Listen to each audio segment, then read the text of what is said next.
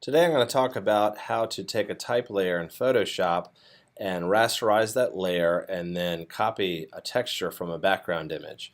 I just started with basic type layer here. You've got it. I just wrote headline on it over here. In Photoshop, if I go down and duplicate that layer, I'm going to turn off the original type layer in case I want to go back and edit it later.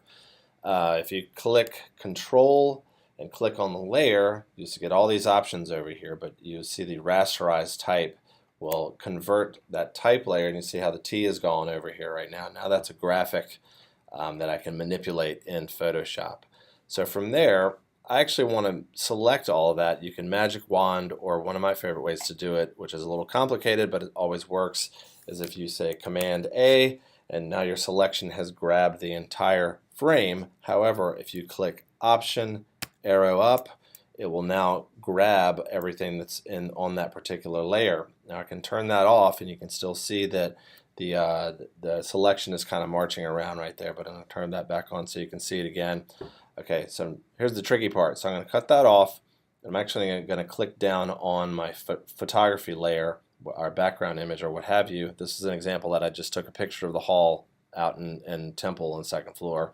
So now I'm going to copy and paste, and basically I've grabbed that texture within the type itself and pasted it back. You can't see it here, but if you turn off the background layer, you can see it there. Now, if I want that to stand out, I just make sure I have that that texture type layer selected. You go up to Image, Adjustments, lots of different choices up here that you can use, but I'm going to go with Curves. The curves window comes up, and if you drag this down, it starts to make everything much darker. And now you can maintain that same exact texture overlaid on the photo exactly where it is in the photo itself, and your headline pops up off of the photo, and now you have a finished textured type layer.